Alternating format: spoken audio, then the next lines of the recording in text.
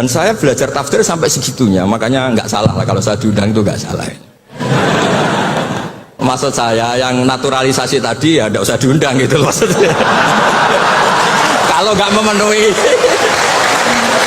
memenuhi kualifikasi tafsir loh ya. Ya karena kalau nggak memenuhi kualifikasi apa tafsir. Tapi jangan terus ngundang saya terus, nggak mau juga saya gitu. Nah tadi yang pertanyaannya Pak dosen Pak Ghafur tadi. Nanti Pak Kores nambahin. Hukum sosial itu memang nggak pernah mengikat di semua sisi ya, karena memang patokannya itu begini. Saya ambilkan contoh di Quran ya, karena ini memang tema tafsir. Di hal-hal sosial itu kekasihnya Allah pun didhawuhi Allah begini. Wa in adri la'allahu fitnatul lakum wa mata'un wilakhin. Wa ma adri ma yuf'alu bi wala bikum. Jadi Nabi misalnya mau perang, misalnya perang apa ini, Allah terus bilang, Muhammad kamu tenang saja, pasti menang. Enggak. Karena kalau dibilang begitu nanti kendilnya Nabi atau keberanian Nabi dikira karena ada jaminan tetap. Sehingga nyuwun sewu Nabi juga pernah mengalami perang menang di Badar, pernah mengalami kalah di Uhud. Jadi di bab-bab sosial itu memang Allah membiarkan hukum sosial yang berjalan. Sampai Ibnu Khaldun ngendikan begini, saya masih ingat betul dan itu saya pegang. Nabi sebagai Nabi itu kena aturan hukum sosial. Meskipun beliau punya mukjizat kayak apa, ketemu orang harus santun, ketemu anak kecil harus sayang, ketemu orang sepuh harus hormat. Andaikan Nabi bisa terbang ke langit sekalipun Mi'raj, tapi ketemu anak kecil nampar, ketemu orang sepuh meludahi, tetap gak diterima oleh publik. Walau kunta faddan ghalidhal qalbi lan faddu min khawlik. Betapa pentingnya tata krama sosial. Kata Ibnu Khaldun, hadza Rasulullah man uyyida bil kauni kulli. Ini Rasulullah orang yang di backup sekian alam raya, tapi sekali melanggar tata krama sosial, tetap lan faddu min khawlik, orang akan bubar. Sampai ngegoskan saya, sekarang tak pisoi. Wah Gus sopo Gus kok mison, mesti langsung gitu. Dan coba misalnya sekarang nyon sewu saya ngeludahi Pak Rektor, langsung dipecat ya. Artinya tatanan sosial, meskipun saya keramat. Makanya kata Ibnu Khaldun, hadza Rasulullah man uyyida bil kauni kulli law syaa. Ini Rasulullah orang yang bisa mengendalikan alam raya karena kekasih Allah.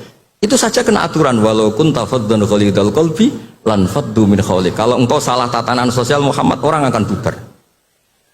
Nah maksudnya gini Pak dosen, kalau tatanan sosial gini, saya pernah ditanya oleh dekan Fakultas Kedokteran pas ada diskusi dengan ya tadi orang-orang medis, misalnya begini, itu misalnya nyun sewu, tapi gak usah dijiwai, gak usah kamu udah dilupakan saja gak apa-apa. Menyembuhkan orang koma itu baik apa tidak baik, tapi misalnya orang ini kalau sembuh pasti bunuh lagi, pasti merkosa lagi. Terus kita gimana? Ngasih makan juga sama. Orang miskin nggak bisa makan, nggak bisa apa-apa, nggak bisa makan, nggak bisa apa-apa. Berkahnya nggak bisa makan, nggak bisa apa-apa, dia tidak nyuri, tidak bunuh, tidak merkosa. Dan orang ini kalau sehat lagi akan begitu lagi. Wajib ngasih makan dah. Itu mesti orang itu, weh, kasihlah kemanusiaan. Satu, jangan nanti kumat lagi. Jadi hukum sosial itu mesti mindsetnya ulama itu beda-beda. Saya sering matur ke Pak Quraisy, saya itu pernah kata santri saya pernah katanya diundang ke Malaysia, juga pernah katanya diundang ke Maroko. Saya bilang sudah yang kelas-kelas internasional Pak Quraisy saya ada usah. Kenapa? Jawabnya sederhana. Nanti kalau saya sering keluar negeri, terus semua kiai seneng keluar negeri, terus yang mulang pondok saya siapa? Terus gue iling-ilingan nak neng dunia ono kiai desa sing alim, terus satu maksudnya kiai desa tapi mau kitab ya cek bener rofa nasab.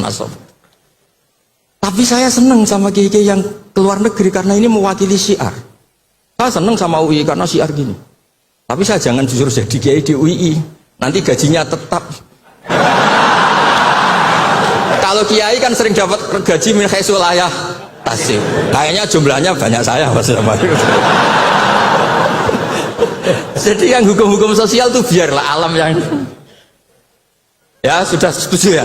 Oh ya pokoknya gitu. Silakan Prof. Kures, tadi terkait dengan pertanyaan panduan untuk memberikan pendapat, terutama pendapat hukum, panduan dalam Islam untuk memberikan pendapat, terutama pendapat hukum karena punya implikasi kepada misalkan yang menjadi terdakwa. Kalau pendapat hukumnya salah, ya jadi hukuman yang diberikan juga salah. Tamanya seperti itu ya? Ya. Panduan Islamnya seperti apa, Pak Kures ya?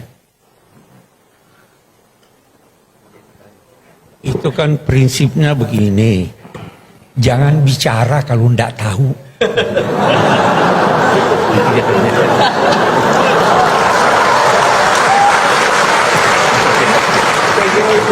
Jawabannya paling singkat. Oke. Terjawab. Ya, jawabannya itu ya.